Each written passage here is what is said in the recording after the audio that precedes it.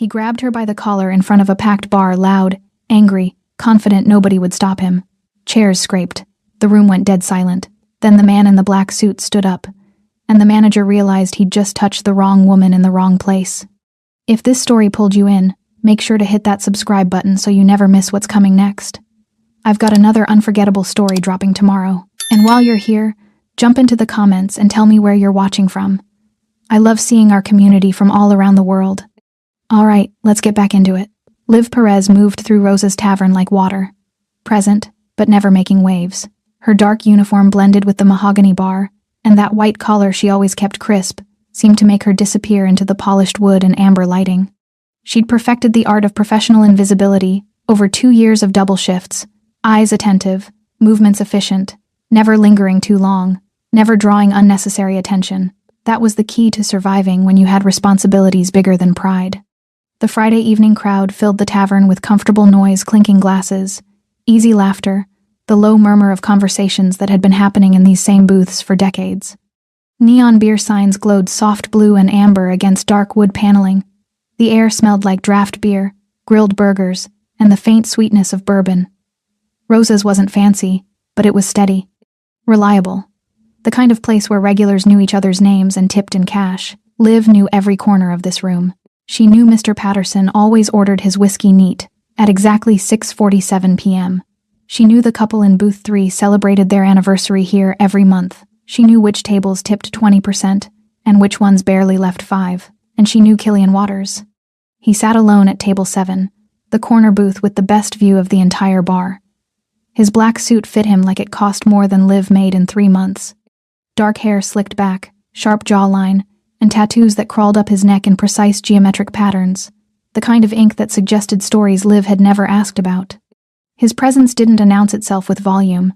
It was subtler than that, quieter, dangerous in the way a sleeping wolf is dangerous. When Killian entered Rosa's, conversations didn't stop. They just lowered, shifted. People made space without realizing they were doing it. Liv picked up her serving tray and crossed the worn wooden floor toward his table. Her black shoes were scuffed but polished. Her dark hair pulled back in a neat ponytail. Professional, composed, always. "Evening," she said, setting a napkin down. "The usual?" Killian's dark eyes lifted to meet hers. "Please, anything to eat tonight?" "Not yet." He paused, studying her face with the kind of attention most customers never bothered with. "Long shift?" "Every shift is long, Mr. Waters." Liv's voice carried the practiced politeness of someone who'd answered 1,000 variations of the same question. "But I'm not complaining. You never do." Something in his tone made her pause. Not flirtation, not pity, just observation. The kind that made her feel seen in a way that was both uncomfortable and strangely reassuring. Before she could respond, a sharp voice cut through the ambient noise. "Perez." Liv's shoulders tensed imperceptibly. She didn't turn immediately. Didn't need to. She'd learned to recognize authority by the way it demanded attention. Jack Jonas stood near the bar, arms crossed over his black polo shirt, his expression carved from stone and irritation. He was broad-shouldered, built like someone who'd played college football, and never quite let go of that identity. His dark hair was cropped military short, and his jaw carried the permanent set of someone constantly proving something. He'd been the new manager for exactly 3 days. 3 days of new rules, new expectations, new ways to remind everyone that Rosa's wasn't a family anymore. It was a business, and he was running it. "I need to speak with you," Jack said, his voice pitched just loud enough to carry across nearby tables. "Now." Liv glanced at Killian briefly, an apology in her eyes, then set her tray on the bar and walked toward Jack. She kept her expression neutral. Her hands relaxed at her sides. Years of customer service had taught her that body language mattered more than words. "Yes, Mr. Jonas?" Jack's eyes flicked toward table 7, then back to her. "How long were you talking to that customer?" "I was taking his order, sir, same as I do every night." "Looked like more than that to me." Jack stepped closer, lowering his voice to something meant only for her ears, except his volume control was terrible, and half the bar could still hear him. "We've talked about this. Twice. No personal conversations with customers. No lingering. You take orders, you deliver them, you move on. Are we clear?" Liv's jaw tightened almost imperceptibly. "Crystal clear, sir." "I don't think you are." Jack's expression hardened. "Because this is the 3rd time I've had to remind you. Maybe you think the rules don't apply to you. Maybe you think because you've been here longer than me, you get special treatment. I'm not finished. Jack's voice rose again, and now the entire bar was listening. Customers at nearby tables exchanged glances. The bartender, Tommy, froze mid-pour. Even the music from the jukebox seemed quieter. You're here to work, Perez, not to chat, not to make friends, not to waste time. You're here to do your job. Liv's breathing stayed controlled. Her hands remained still. But inside, something cold settled in her chest, the familiar weight of humiliation delivered publicly, of boundaries crossed in the name of authority. I understand, Mr. Jonas. Her voice was quiet, respectful. Everything 2 years of survival had taught her to be. Do you? Jack stepped even closer now, invading the professional distance that should exist between a manager and his staff. His eyes narrowed. Because I'm starting to think words aren't enough with you. That's when his hand shot out. His fingers grabbed the front of Liv's uniform, twisting the fabric as he shoved her backward. Her spine hit the wooden pillar behind the bar with a solid thud, not brutal, but unmistakably aggressive. Public. Meant to be witnessed. Do you understand me now? Jack snarled, his face inches from hers. The entire tavern went silent. Liv's brown eyes stayed locked on his. Her expression didn't crumble, didn't plead, but her hands, pressed flat against the pillar, trembled with the effort of staying calm. Somewhere behind Jack, a chair scraped against the floor. Slowly, deliberately, the sound cut through the silence like a blade. Killian Waters stood up. Liv Perez had learned control the hard way, not through books or therapy or well-meaning advice from people who'd never missed a meal. She'd learned it at 17, standing in a hospital hallway at 2 a.m., listening to a doctor explain that car accidents don't care about good people or bad timing, or little brothers who still needed their sister. She'd learned it when the social worker asked if there was anyone else, any other family, any other option besides a 12-year-old boy going into the system while his 18-year-old sister figured out how to become a parent overnight. There wasn't, so Liv became one. That was 5 years ago. 5 years of double shifts and skipped meals, and learning that pride was a luxury she couldn't afford. 5 years of watching her little brother, Tommy named after their grandfather, not the bartender, grow from a scared kid into a young man who still needed groceries and school supplies and someone to sign permission slips. The apartment they shared was small. Third-floor walk-up in a building that had seen better decades. The heat worked inconsistently. The neighbors were loud, but the rent was manageable, and the landlord didn't ask questions when Liv paid in cash every month, exactly on time. This morning had started like every other. Liv woke at 5:30 a.m. to her phone alarm, the generic one, because she'd learned that sentimental ringtones made it harder to wake up. She showered quickly, dressed in the dark so she wouldn't wake Tommy, and made breakfast for both of them. Scrambled eggs, toast, orange juice that was on sale last week. Tommy shuffled into the kitchen at 6:15, his dark hair sticking up in 3 different directions, still wearing the basketball shorts he'd slept in. At 17, he was already taller than Liv by 4 inches, all long limbs and teenage metabolism. He looked so much like their father it hurt sometimes. Morning, he mumbled, dropping into the chair across from her. Morning. Liv slid a plate in front of him. You have that chemistry test today, right? Yeah. Tommy shoveled eggs into his mouth like he hadn't eaten in days. Studied last night. I know. I heard you. She'd heard him pacing in his room, muttering formulas to himself, the same way she used to before her own exams back when college was still something she thought she'd have time for. Tommy glanced at her, guilt flickering across his face. Sorry. Was I too loud? No. Liv smiled, the real kind she saved for him. You're fine. I'm just glad you're taking it seriously. You sound like a mom. Yeah, well. Liv picked up her own plate, barely touched. Her appetite had been inconsistent lately. Too much stress, not enough sleep. Someone has to. The joke fell flat. It usually did, because it wasn't really a joke, and they both knew it. Tommy set his fork down, his expression shifting into that careful seriousness that made him look older than 17. Liv, you okay? I'm fine. You've been picking up extra shifts again. Tips are good right now. She stood, carrying her plate to the sink. Tourist season. It's January. Business travelers then. Liv rinsed the dishes, her hands moving through the familiar motions. Don't worry about it, Tommy. I've got it handled. He didn't look convinced. But he also didn't push. They'd learned early that pushing each other only led to fights neither of them could afford emotionally or otherwise. Liv left for work at 7 a.m. Tommy left for school at 7:30. The same routine they'd perfected over 5 years of making it work. Except lately, making it work felt harder.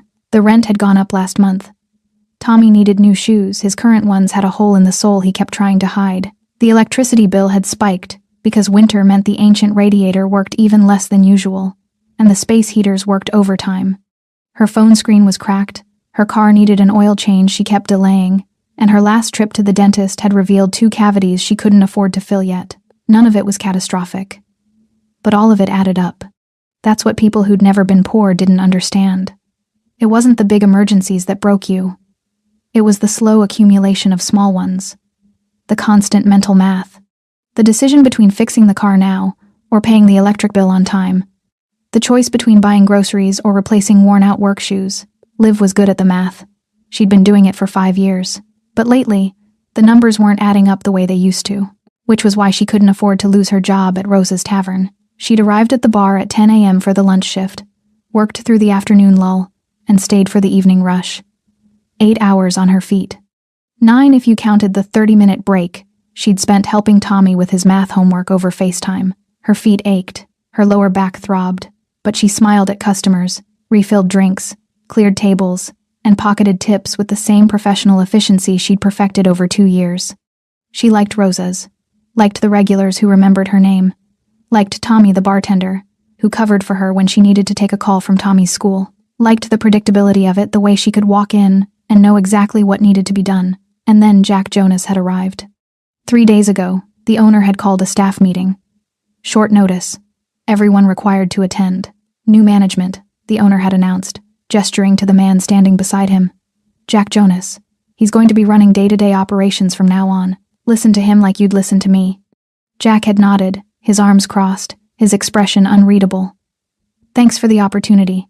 I'm looking forward to working with all of you. The words were polite, professional, but his eyes told a different story. Liv had recognized that look.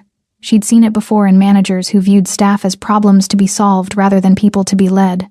The kind who believed respect was something you demanded, not earned. She'd kept her expression neutral, smiled when appropriate, nodded in the right places, and she'd hoped quietly, desperately that she was wrong. But 3 days later, standing in Rosa's Tavern with Jack's hand twisted in her uniform, her back pressed against a wooden pillar, the entire bar watching in horrified silence, Liv knew she'd been right.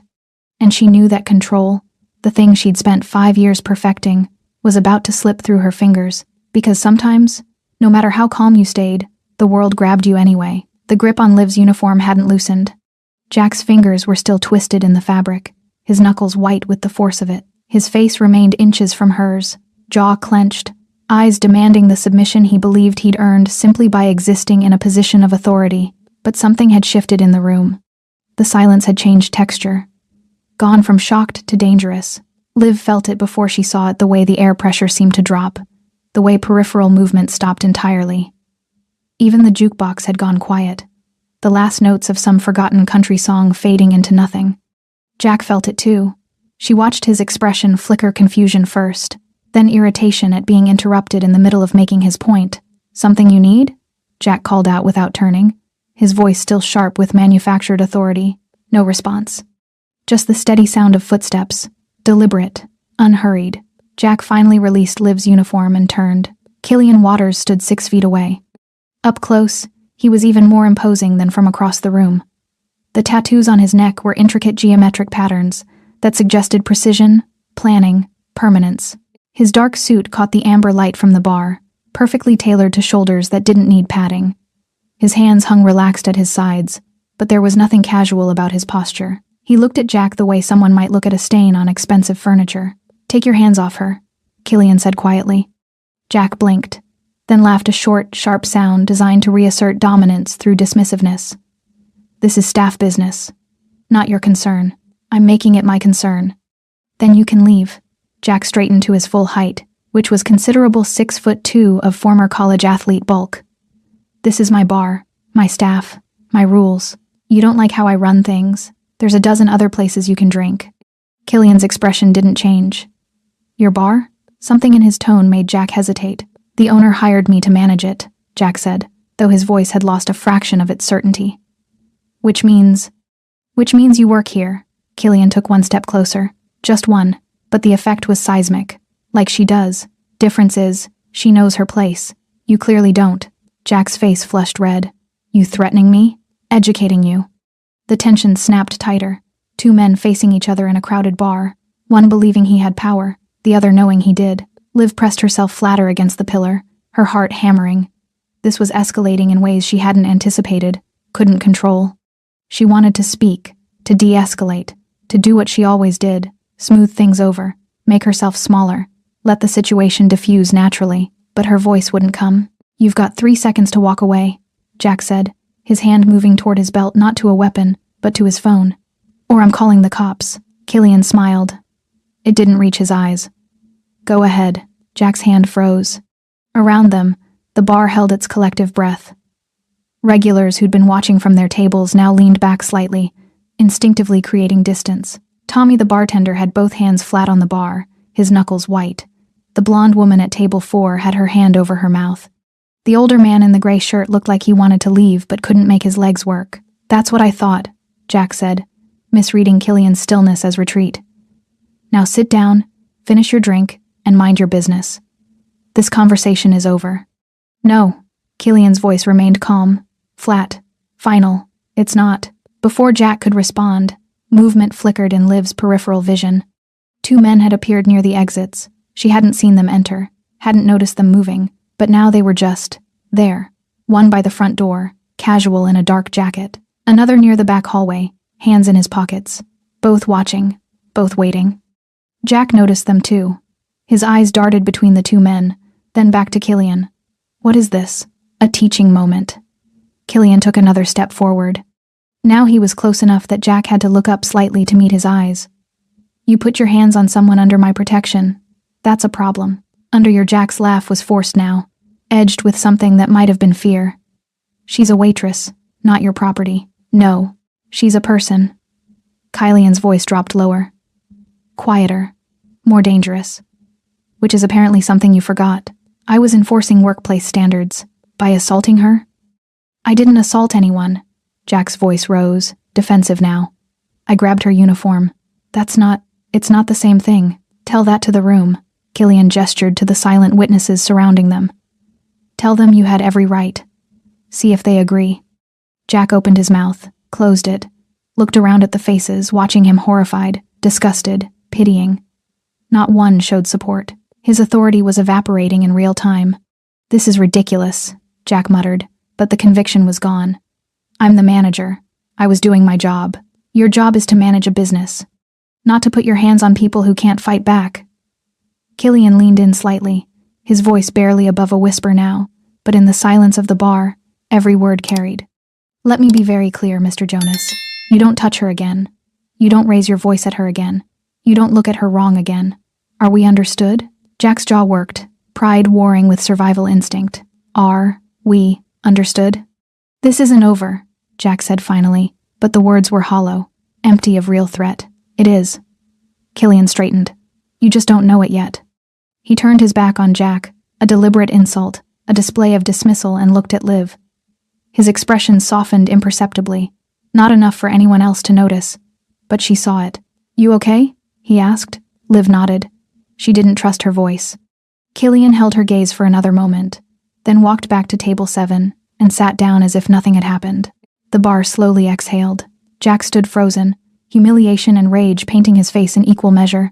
His fists clenched. His breathing came hard and fast. Then he turned and walked toward the back office, his footsteps heavy with barely contained fury. The door slammed behind him. Conversations slowly resumed, forced, uncomfortable, but present. Liv pushed away from the pillar, her hands shaking now that the adrenaline had nowhere to go. Tommy the bartender caught her eye. You good? She nodded again. Still couldn't speak. Because she knew something the rest of the room didn't. This wasn't over. It had barely begun. Chapter 4. Warnings and Watching Eyes. The next morning, Liv arrived at Rose's Tavern 30 minutes early. She'd barely slept. Every time she closed her eyes, she felt Jack's hand twisting in her uniform, felt the pillar against her spine, heard the silence of the bar watching her humiliation. She'd replayed Killian's intervention over and over, trying to understand what it meant, what it would cost her. Because protection always had a price. She'd learned that early. Nothing came free. especially not for people like her, people who couldn't afford lawyers or backup plans, or the luxury of standing up for themselves without calculating the consequences first. The tavern was empty except for Tommy, who was restocking beer behind the bar. He looked up when she entered, relief crossing his weathered face. "Wasn't sure you'd come back," he admitted. "Can't afford not to." Liv tied her apron with practiced efficiency. "Is he here yet?" She didn't need to specify who he was. Tommy shook his head. "Office is locked, but he left new rules posted on the staff board." Liv walked to the small employee area near the kitchen. A laminated sheet hung on the corkboard, printed in bold Arial font. "Rose's Tavern. Updated workplace standards. Effective immediately. 1. No personal conversations with customers exceeding 30 seconds. 2. All tips to be pooled and redistributed by management. 3. No staff breaks during peak hours. 5 p.m., 10 p.m. 4. Uniform inspections daily before shift start. 5. 2 warnings maximum before disciplinary action. Compliance is mandatory. No exceptions. Management. Liv read it twice. Each line felt like a hand tightening around her throat. The tip pooling was the worst. Tips were how she made rent. Her base pay barely covered groceries. Jack knew that. Every server knew that. This wasn't about fairness or teamwork, it was about control. About reminding them who held power. "He can't do this," said Maria, the other day shift waitress, appearing beside Liv with her jacket still on. She was older, mid-40s, with 2 kids and a mortgage. "The tips? That's illegal in this state." "Is it?" Liv asked quietly. "I think so." Maria's certainty wavered. "Maybe. I don't know. But it's not right. Right and legal aren't always the same thing." Liv unpinned the notice and folded it into her pocket. "And complaining only makes it worse, so we just take it?" Liv didn't answer. Because the truth was, yes, that's exactly what people like them did. They took it, swallowed their pride, and kept showing up because missing one paycheck meant choosing between rent and electricity. The lunch shift passed in tense silence. Jack emerged from the office at noon, clipboard in hand, observing them with the focused attention of someone documenting infractions. He said nothing to Liv directly, didn't need to. His presence was the threat. Every time Liv approached a table, she felt his eyes tracking her, timing her, waiting for the excuse he needed. She kept her conversations transactional. Water refills, order taking, check delivery. 30 seconds maximum, just like the rule stated. She smiled less, made no small talk. Became exactly the kind of server she'd never wanted to be: invisible, mechanical, forgettable. It felt like drowning in slow motion. At 2 p.m., during the afternoon lull, Jack called her to the back. "Perez, office, now." Liv's stomach dropped. She glanced at Tommy, who looked worried but helpless, then followed Jack into the cramped office that smelled like old paperwork and stale coffee. Jack closed the door. Not all the way. Just enough for privacy. Just enough to be threatening. "Sit," he ordered, gesturing to the plastic chair across from the desk. Liv remained standing. "I'd prefer not to, sir." His eyes narrowed. "That wasn't a request." She sat. Jack leaned against the desk, arms crossed, looking down at her with the practiced superiority of someone who'd learned management from YouTube videos and military movies. "Yesterday was unfortunate," he began, his tone suggesting he believed no such thing. Tensions ran high. Things got out of hand. Liv said nothing. "But we're professionals here, so I'm willing to move past it provided we establish some clear boundaries going forward." "Boundaries," Liv repeated carefully. "That customer, the one in the suit." Jack's jaw tightened saying it. "Killian Waters. You're not to speak with him anymore." Liv's hands gripped the edge of her chair. "He's a regular customer. I serve him like I serve everyone else." "Not anymore. Someone else can take his table. Mr. Jonas, this isn't negotiable." Jack pushed off the desk, pacing the small space. "I don't know what kind of arrangement you have with him, and frankly I don't care. But it stops. Today. He makes trouble, and I won't tolerate staff who attract trouble." The accusation hung in the air, ugly, deliberate, designed to make her feel dirty. "There's no arrangement," Liv said quietly, her voice shaking despite her best efforts. "I take his order, that's all. Then it should be easy to let someone else do it. And if he requests my section, then you politely inform him that's not possible and suggest he sit elsewhere." Jack stopped pacing and leaned down, his face too close to hers. "Am I being clear enough, Perez? Or do I need to use smaller words?" The insult landed like a slap. Liv stood, needing distance, needing air. "Crystal clear, sir." Good. Jack straightened, satisfied. Now get back to work. And Perez? Consider this your second warning. One more, and we're done.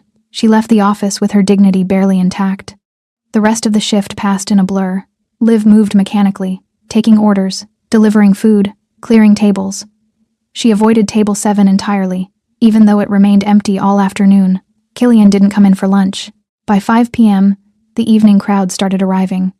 The tavern filled with familiar faces and comfortable noise. Liv found herself scanning the entrance obsessively, torn between hoping Killian would appear and praying he wouldn't, because if he sat in her section again, she'd have to refuse him.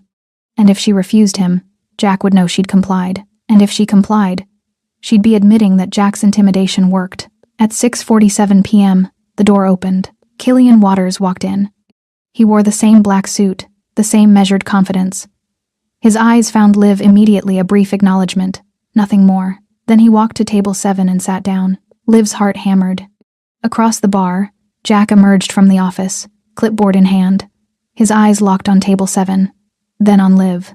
Waiting. Testing. Maria leaned over. Want me to take him? It would be so easy. Just let someone else serve him. Follow the rule. Keep her job. Survive another day. But something in Liv refused to bend. Maybe it was pride. Maybe it was principle. Maybe it was just exhaustion at being pushed around by men who mistook cruelty for leadership. No, Liv said quietly. He's my table. She picked up her notepad and crossed the floor. Jack's expression darkened. When Liv reached table 7, Killian looked up. His dark eyes studied her face, reading the tension there, the fear she was trying to hide. Evening, she said, her voice steadier than she felt. The usual? Killian nodded slowly. Please. Behind the bar, Jack wrote something on his clipboard. Liv didn't need to see it to know what it said. Third warning. The atmosphere in Rose's tavern on Friday night was electric. Not the good kind of electric, not the buzz of a crowd enjoying themselves, celebrating the end of a work week with drinks and laughter. This was different. Tighter. The kind of energy that precedes storms. Liv felt it the moment she walked in for the evening shift. The bar was packed. Every table occupied. Every booth filled. Standing room only near the dartboard. The jukebox played too loud, trying to cover the tension no one wanted to acknowledge. Conversations were forced, laughter a half-second too late. Everyone knew something was coming. They just didn't know what. Jack stood behind the bar like a general surveying troops, his clipboard ever present, his expression carved from stone in satisfaction. He'd been documenting everything for 3 days now, every interaction, every conversation, every second Liv spent at any table, building his case. Liv tied her apron with hands that trembled slightly. She'd considered calling in sick, had actually picked up her phone twice that morning, finger hovering over Tommy, the bartender's number, but she'd thought about her brother, the real Tommy, the one who needed new shoes and 3 meals a day, and she'd put the phone down. You didn't get to quit when quitting meant losing everything. Maria touched her shoulder as she passed. Careful tonight, she whispered. He's in a mood. Liv nodded. She could see it in the set of Jack's jaw, the way his eyes tracked her every movement. He was waiting for his moment. And in a bar this crowded, with this many witnesses, he'd have it. Table 7 was occupied when Liv started her shift. Killian sat in his usual spot, but tonight he wasn't alone. 2 men flanked him, one in a dark jacket with silver hair, the other younger, built like he spent his life in a gym. They weren't eating, weren't drinking much, just present, watching. Liv approached their table with her notepad, her professional mask firmly in place. Evening, gentlemen. Can I start you off with? Just water, Killian said, cutting her off gently. His eyes held hers for a moment longer than necessary. For all of us, it was a message. She understood it immediately. Don't give him ammunition. Stay brief. Stay safe. 3 waters, coming right up. She turned to leave, but Killian spoke again. Miss Perez. She paused. How are you? 2 words. A simple question. The kind customers asked servers 1,000 times a night without meaning it, but Killian meant it, and Jack was watching. Liv felt the weight of the entire bar's attention shift toward her. Conversations lowered. People at nearby tables stopped pretending they weren't listening. I'm fine, thank you, she said, keeping her voice level. Professional. I'll get those waters. She walked away before he could respond, before Jack could add another mark to his clipboard, before the moment could stretch into something she couldn't control. Behind the bar, Tommy poured the waters without being asked. He'd been watching too. He's going to fire you, Tommy said quietly, sliding the glasses across. You know that, right? Probably. So why are you still talking to that guy? Liv picked up the tray. Because Jack doesn't get to tell me how to do my job. Not like this. Pride's expensive, Liv. So is dignity. She balanced the tray and headed back across the floor. The next 2 hours passed in mounting tension. Liv served her tables with mechanical efficiency orders taken, drinks delivered, checks processed. She spoke when spoken to, smiled when appropriate, stayed within every boundary Jack had drawn, but she didn't avoid table 7.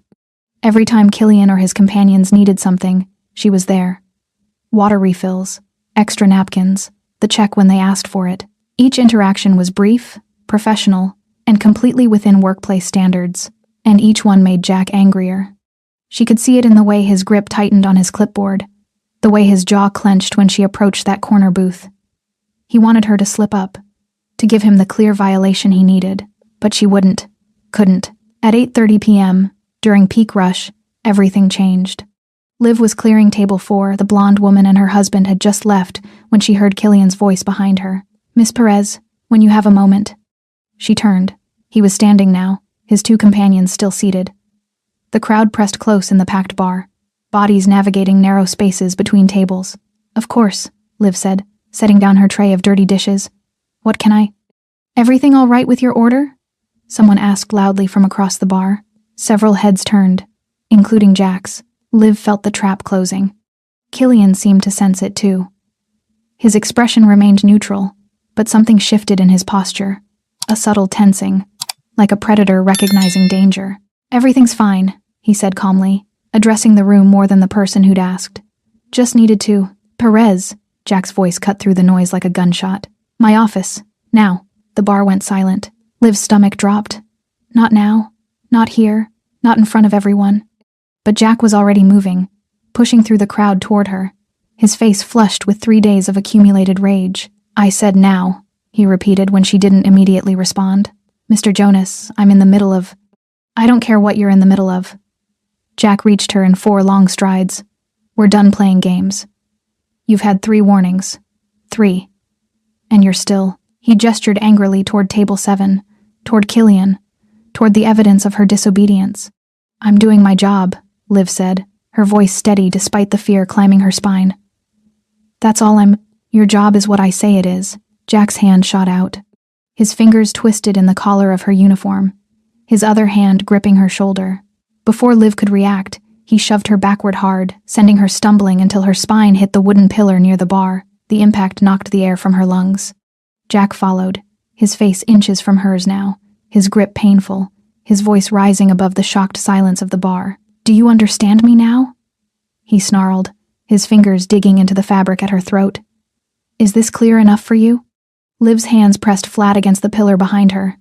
Her breathing came in short gasps, not from fear, though fear was there, but from the effort of staying calm, of not crying, of not breaking in front of all these witnesses. The entire tavern held its breath. Somewhere behind Jack, a chair moved. The sound was quiet, deliberate, almost casual. But in the silence of Rose's tavern, it sounded like thunder. Jack's grip loosened slightly. His eyes shifted, confusion flickering across his face.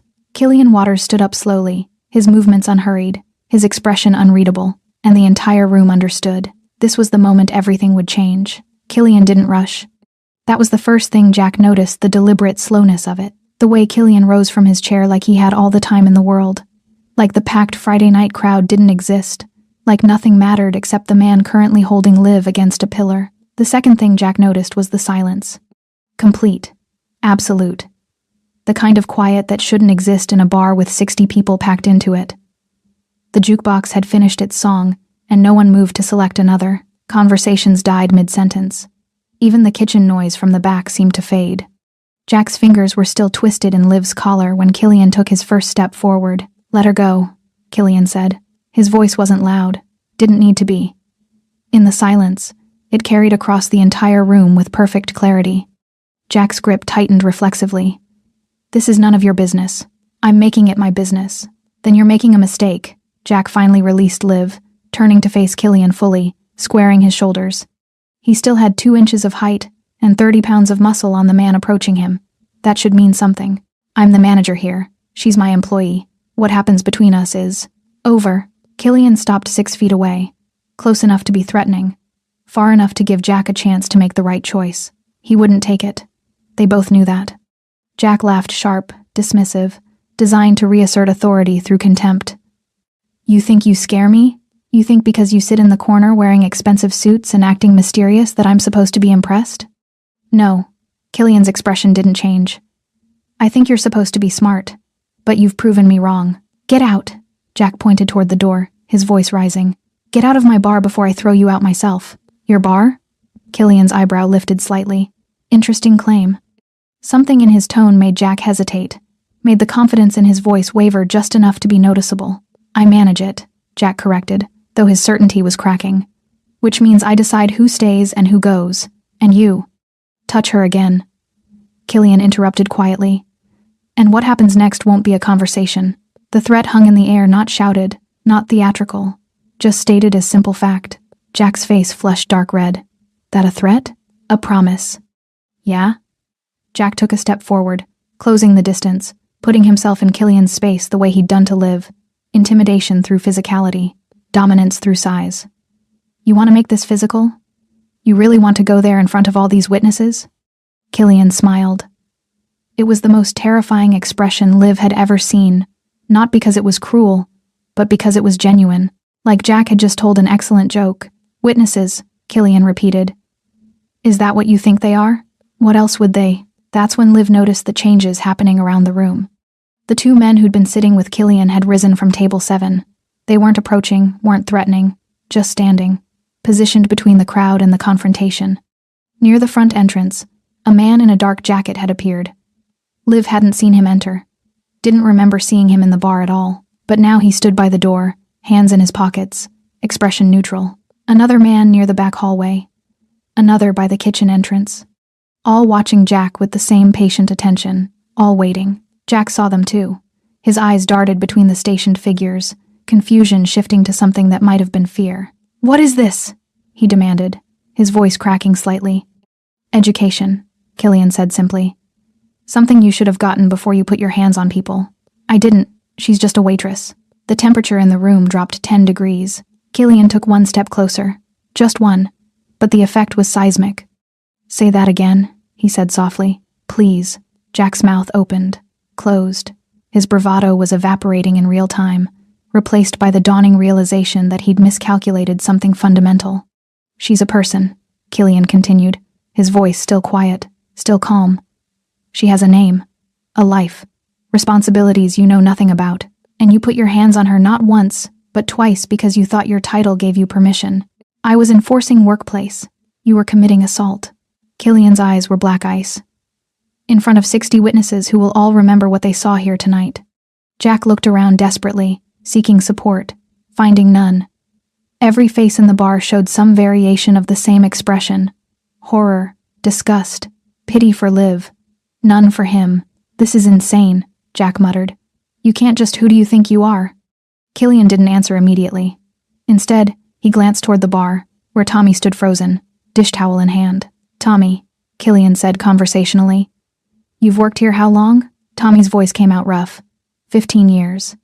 Good man. Reliable. The owner trusts you, doesn't he?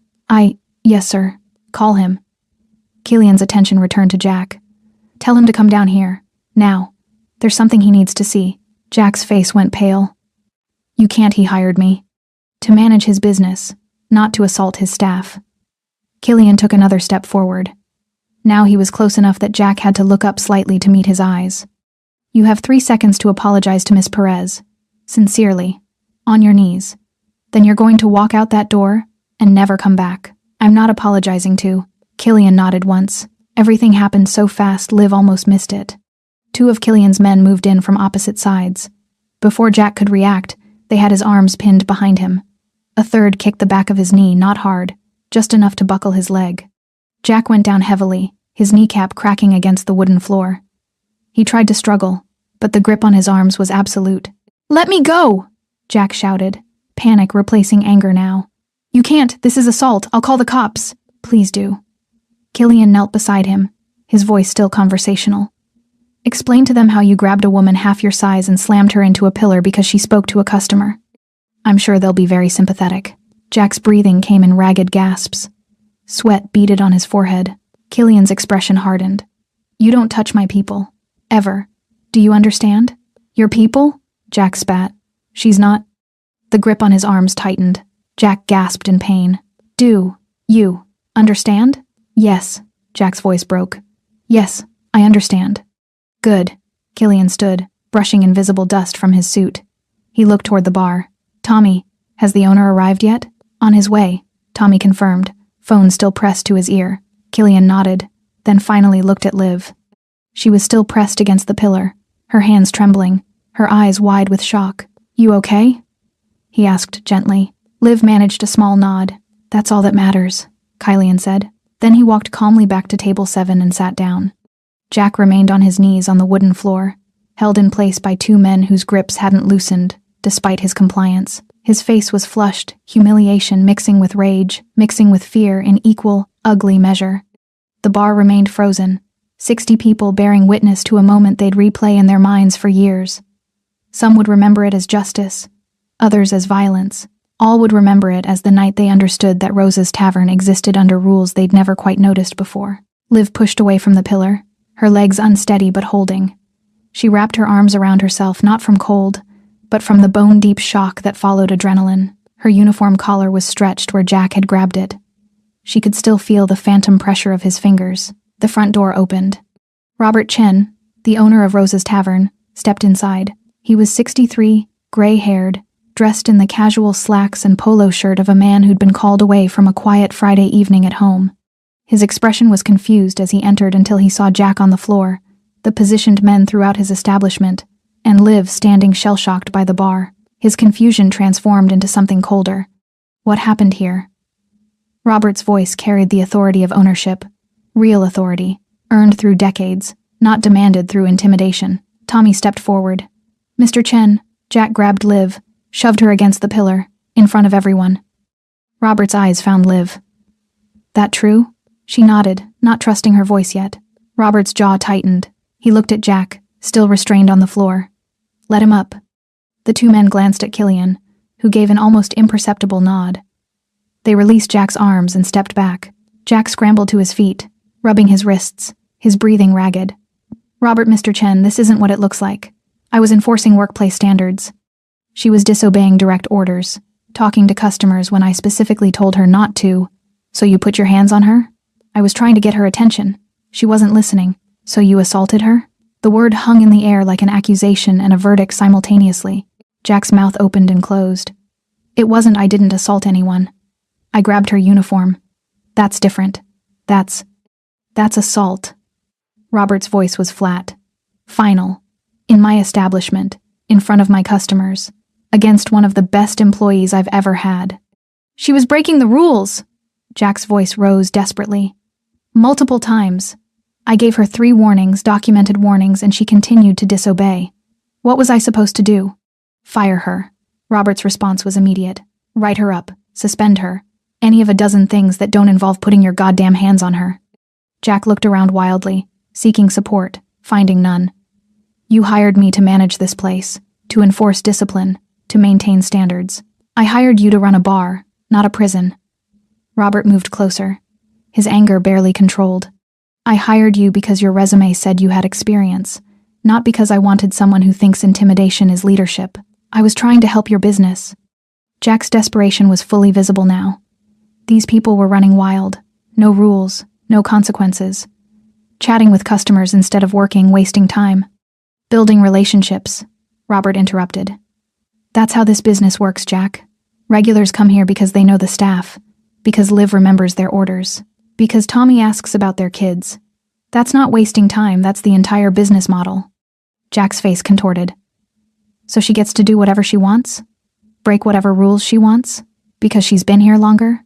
The only rule she broke, Killian said from table 7, his voice cutting through the argument like a blade, was refusing to accept abuse from someone who confused authority with power.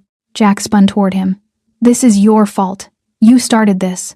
Coming in here, talking to her, undermining me. I ordered drinks.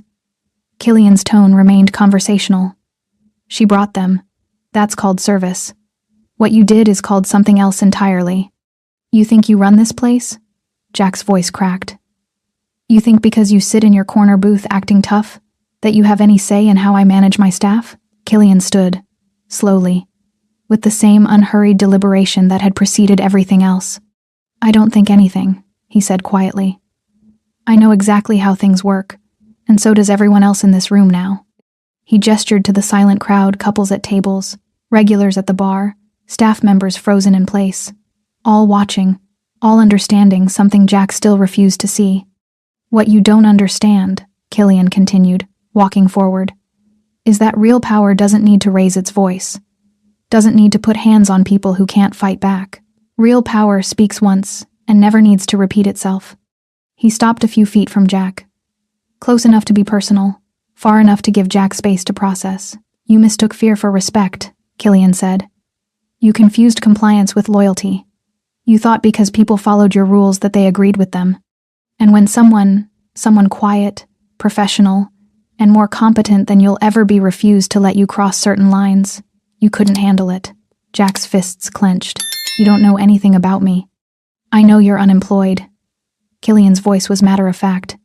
As of approximately 3 minutes ago, Jack's eyes shot to Robert, who stood with his arms crossed, his expression carved from stone and disappointment. He's right, Robert said quietly. You're done, Jack. Effective immediately. You can't, I have a contract. Which includes a clause about workplace conduct. Robert pulled out his phone. I'm texting my lawyer right now, but honestly, I don't think you want this to go legal. Not with 60 witnesses who saw exactly what you did. Jack's face went pale. This is insane. I was doing my job. Your job was to manage people with respect. Robert's voice hardened. You failed, catastrophically. Now get your things from the office and leave. If you're still here in 5 minutes, I'm calling the police. On what charges? Assault, trespassing, whatever my lawyer tells me will stick. Robert stepped closer, his voice dropping to something more dangerous. And Jack? If I hear you've badmouthed Liv, this bar, or anyone who works here to any other establishment in this district, I will make it my personal mission to ensure you never work in hospitality again. Are we clear? Jack's jaw worked, pride warring with survival instinct. Are we clear? Robert repeated. Crystal, Jack spat. He turned toward the office, his shoulders rigid with humiliation. The crowd parted silently, creating a pathway lined with judgment. Jack walked through it like a condemned man, his footsteps heavy against the wooden floor. The office door opened, slammed shut. 2 minutes later, it opened again. Jack emerged with his jacket and nothing else, his face a mask of barely controlled rage. He walked toward the exit, refusing to look at anyone. When he reached the door, he paused, turned.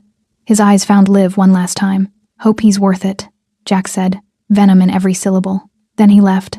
The door closed behind him with a soft click that sounded like an ending. The door clicked shut behind Jack Jonas, and for 3 full seconds, Rose's Tavern remained suspended in silence. Then someone coughed. A glass clinked. The spell broke. Conversation resumed, not loud, not comfortable, but present. Gradually, like blood returning to a limb that had fallen asleep, people turned back to their tables, their drinks, their companions. But the energy had changed.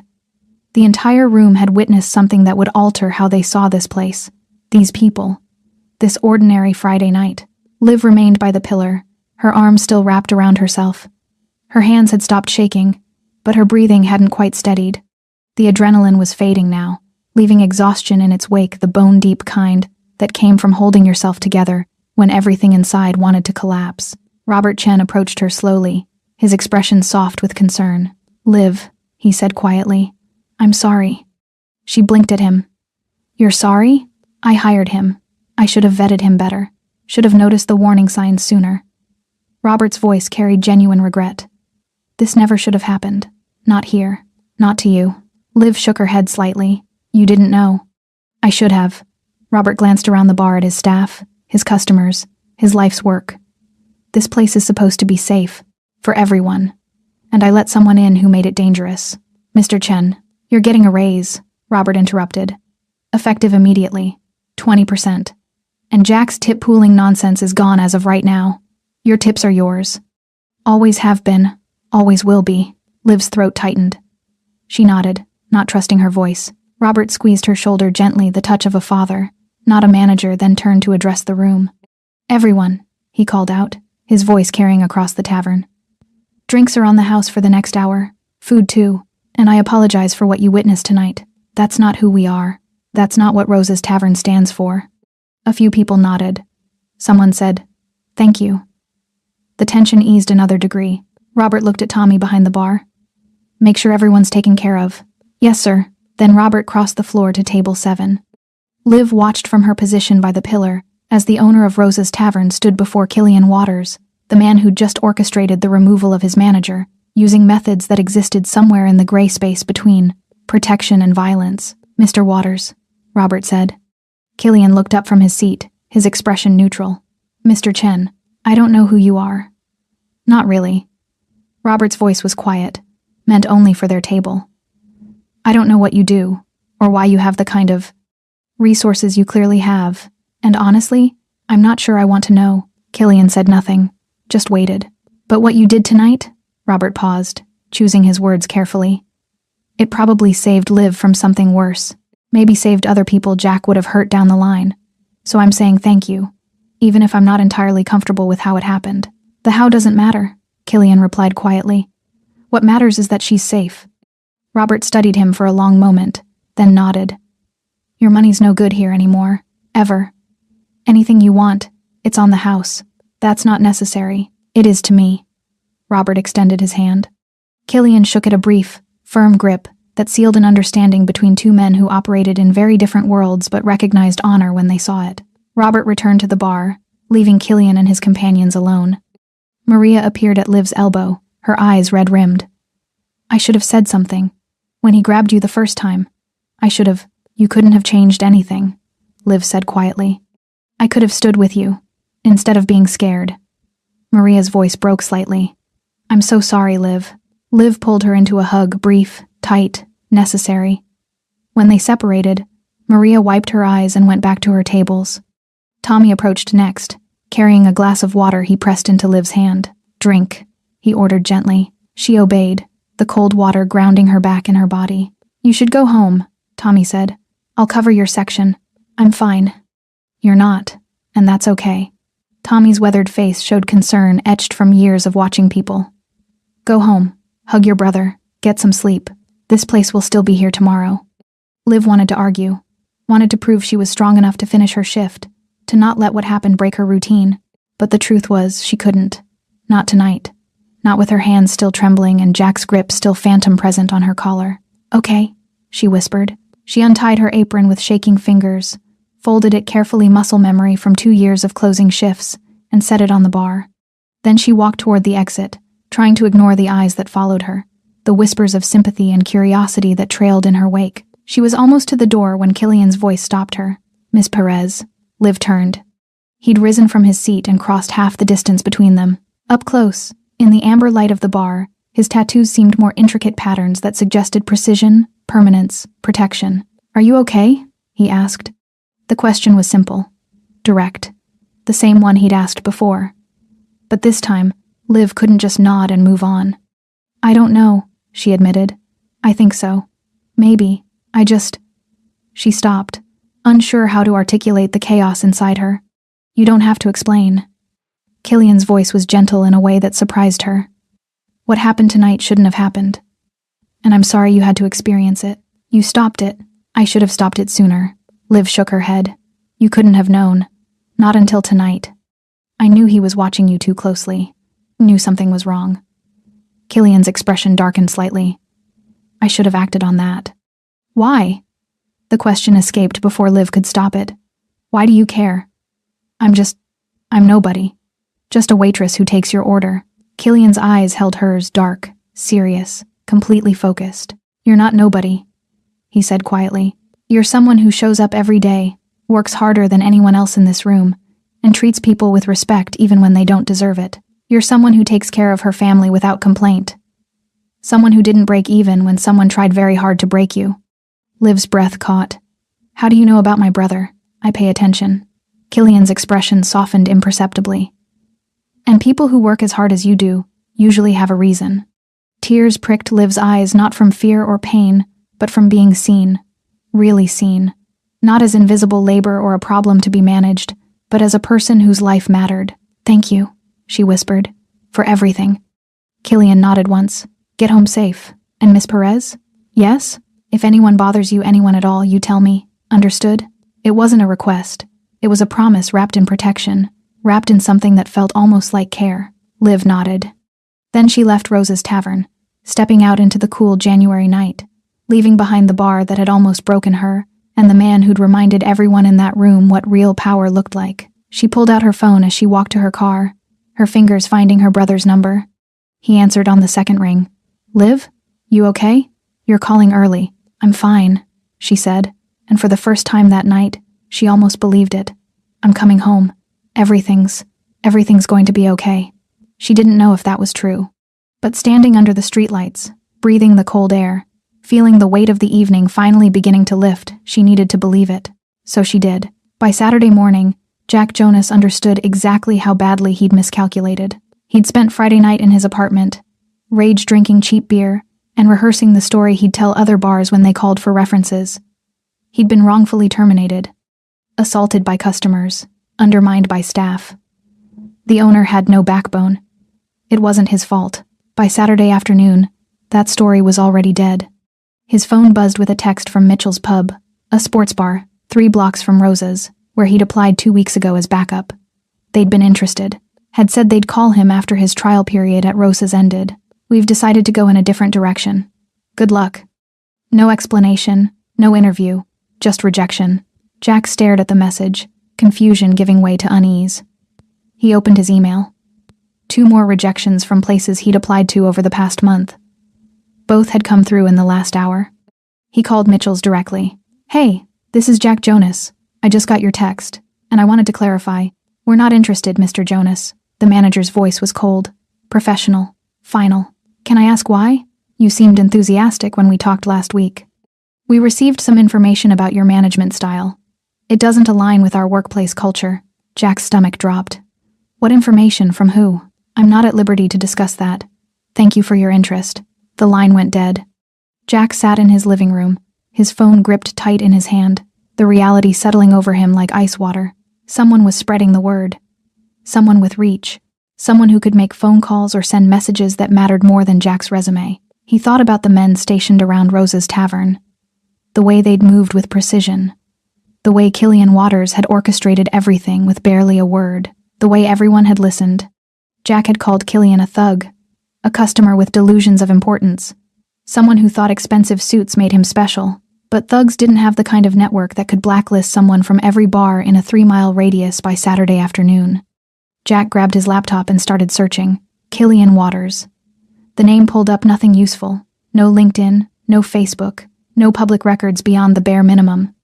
A few business registrations tied to LLCs with vague names. Import, export, consulting, real estate investment. Nothing concrete. Nothing that explained anything. But in the comments section of a local restaurant review site, buried 3 pages deep, Jack found a single line that made his blood run cold. Great food, but be respectful to the staff. The owner has friends in low places. It wasn't about Rosa's. It was about a different restaurant. But the implication was there. Friends in low places. Jack closed his laptop. He'd assaulted someone under Mafia protection. The thought should have been ridiculous. This was a working-class neighborhood, not some movie about organized crime. People didn't get blacklisted for being bad managers. This was America. There were labor laws, legal protections. Except none of that mattered when the person you crossed had the kind of power that didn't show up in legal documents. Jack's phone buzzed again. Another text. This one from an unknown number. You've been given a gift, the opportunity to disappear quietly. Take it. If we hear you've spoken about Friday night to anyone, if you've badmouthed Liv Perez or Rosa's Tavern, if you've contacted any attorney about wrongful termination, the gift will be revoked. Do you understand? Jack's hands shook as he typed back. Who is this? The response came immediately. Someone who is being generous. Don't test that generosity. No threats. No explicit violence.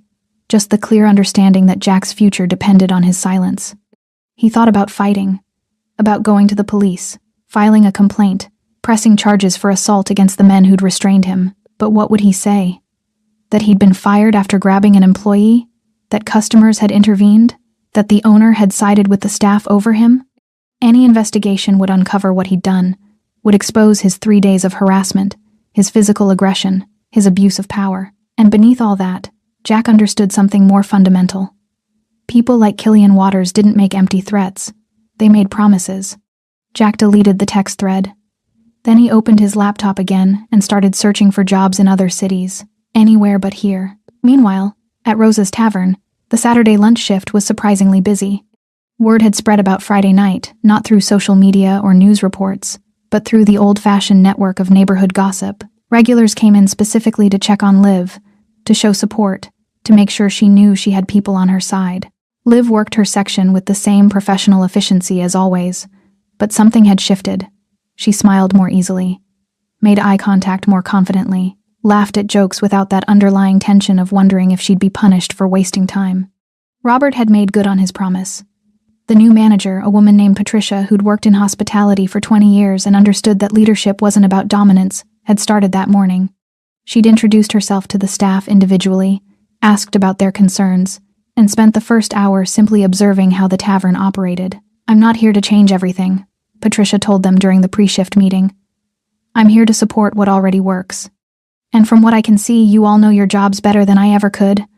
So let's work together." It was a radical concept after 3 days of Jack Jonas. Maria had hugged Liv when she arrived for her shift. "You okay? Really?"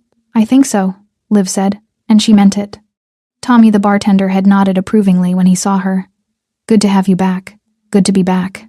Killian arrived at his usual time, sat at his usual table, and ordered his usual drink. But when Liv brought it over, he looked up at her with something that might have been concern.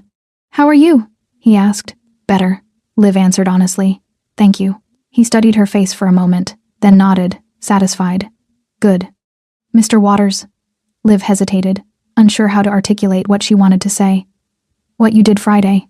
I don't know how to thank you." "You don't need to thank me." "I do, though. You didn't have to." "Yes," Killian interrupted gently. "I did. Some things aren't optional."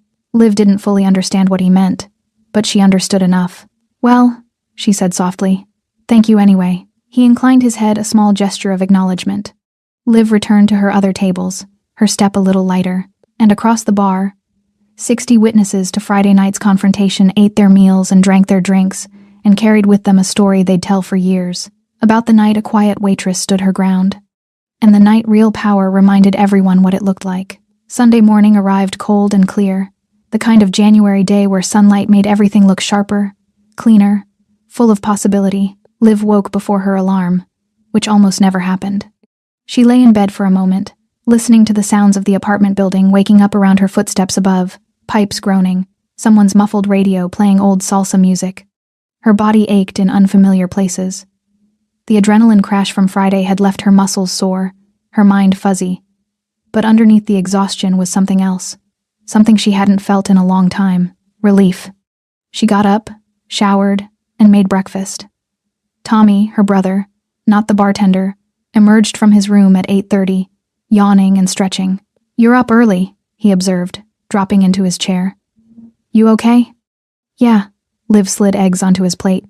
"Actually, I am." Tommy studied her face with the careful attention of someone who'd spent 5 years learning to read his sister's moods. Something happened. Something did. Liv sat across from him. "But it's handled now." Handled how? She considered how much to tell him. 17 was old enough to understand that the world wasn't always fair, that power structures existed beyond classrooms and job titles. But he was also still young enough to want to fix things, to get angry on her behalf in ways that wouldn't help. "There was a problem at work," Liv said carefully. "The new manager was difficult, but the owner took care of it. I'm getting a raise, actually." Tommy's eyes narrowed. "What kind of difficult? The kind that doesn't matter anymore?" Liv's voice was firm. "He's gone. I'm staying. Everything's fine. Liv." "Tommy." She reached across and squeezed his hand. "I promise. It's handled, and I'm okay." He didn't look entirely convinced, but he nodded. "Okay. But if anyone messes with you again?" "You'll what? Fight them?" Liv smiled despite herself. "You're 17, and you have a chemistry test to worry about, not my problems. You're my sister. Your problems are my problems." The fierce protectiveness in his voice reminded Liv why she worked double shifts, why she swallowed her pride, why she'd endured 3 days of Jack Jonas's harassment before the situation exploded. This person sitting across from her, who still needed stability and safety and the space to just be a kid for a little while longer. "I love you," Liv said quietly. Tommy's expression softened. "Love you too." They ate breakfast in comfortable silence, the morning sunlight streaming through the kitchen window, the world feeling just a little bit safer than it had 3 days ago. By Sunday evening, Liv was back at Rosa's Tavern for her regular shift. The bar had settled back into its familiar rhythm. Regulars at their usual tables. Tommy behind the bar, mixing drinks with the efficiency of 15 years' practice. Maria working her section with renewed confidence. Patricia observing from a respectful distance, learning the flow without disrupting it.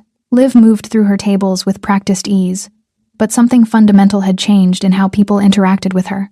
Customers made eye contact when they thanked her, said please without prompting, tipped generously and consistently. The ones who'd been present Friday night treated her with a kind of reverent respect, not pity, but acknowledgement that she'd survived something difficult and come back stronger. At 7:15, Killian Waters arrived. He wore a different suit, charcoal gray this time, still perfectly tailored, and he carried himself with the same quiet authority that had always marked his presence. He sat at table 7. Liv approached with her notepad, a small smile on her face. "Evening, Mr. Waters." "The usual?" "Please." He looked up at her, his dark eyes assessing. "How are you doing? Really? Really?" Liv considered the question seriously. "I'm good. Sore. Tired. But good." "Your brother?" The question surprised her. "He's fine. Worried about me, but fine." Killian nodded. "Good. That's good." Liv hesitated, then asked the question that had been circling her mind all weekend. "Can I ask you something?" "Of course. Why did you help me? I know you said you pay attention, but..." She struggled for the right words. "People don't usually intervene like that, especially not for people like me." "People like you," Killian repeated slowly.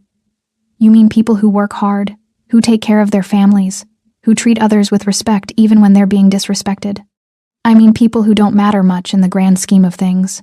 Killian's expression hardened slightly, not at her, but at the sentiment. "You matter, Miss Perez. More than you know. But you don't even know me." "I know enough." He leaned back in his chair, his voice taking on a contemplative quality. "I know you show up every day even when it's hard. I know you smile at customers who probably don't deserve it. I know you send most of your money home to take care of a brother who's lucky to have you. That tells me everything I need to know about your character." Liv's throat tightened. That's just being responsible." "No, that's being exceptional. Most people wouldn't do what you do. Most people would have quit, or fought back, or broken down under the pressure Jack Jonas was applying." Killian's eyes held hers. "You didn't. You stayed calm. You maintained your dignity. And you kept showing up. I didn't have a choice." "You always have a choice. You chose to survive with grace. That's not nothing."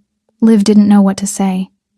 Nobody had ever articulated her daily reality as something worthy of respect before. It was just what she did. What she had to do. "I've seen a lot of people in my life, Miss Perez," Killian continued quietly. "People who claim to be strong but crumble under the smallest pressure. People who demand respect but never earn it. People who confuse volume with power, aggression with authority." He paused. "You're not like them. You're the real thing, and people like you deserve to be protected." "Protected by the Mafia?" The words slipped out before Liv could stop them. Killian smiled, a genuine one this time. "Is that what you think I am?" "I don't know what you are," Liv admitted, "but I know you're not just a regular customer." "No," Killian agreed. "I'm not. But what I am doesn't change why I helped you. Some things are just right. Some lines shouldn't be crossed. Some people shouldn't be allowed to hurt others without consequences." He said it so simply, as if basic human decency was a revolutionary concept. Maybe, in some ways, it was. "Your order," Liv said, needing to return to familiar ground. "I'll get that for you. Thank you, Miss Perez." She walked back to the bar, her mind churning with everything Killian had said. Tommy caught her eye as she entered the drink order. "You two have an interesting relationship," the bartender observed. "We don't have a relationship," Liv corrected. "I serve him drinks, that's all." "Right. And he just happened to orchestrate the removal of your abusive manager out of the goodness of his heart." Liv didn't respond, because the truth was she didn't fully understand it either. But as the evening wore on, as she served her tables and navigated the familiar rhythms of Rosa's Tavern, Liv found herself thinking about what Killian had said. "You matter more than you know." She'd spent 5 years believing that survival meant making herself small, invisible, unimportant enough to be overlooked by people who might hurt her. But maybe that wasn't the only way. Maybe quiet strength didn't mean disappearing. Maybe it meant standing firm even when the world pushed back. Maybe it meant maintaining dignity when others tried to strip it away. Maybe it meant showing up every single day and refusing to let circumstances break you. At closing time, after the last customer had left and the chairs were stacked and the floors were swept, Liv untied her apron and looked around Rose's tavern.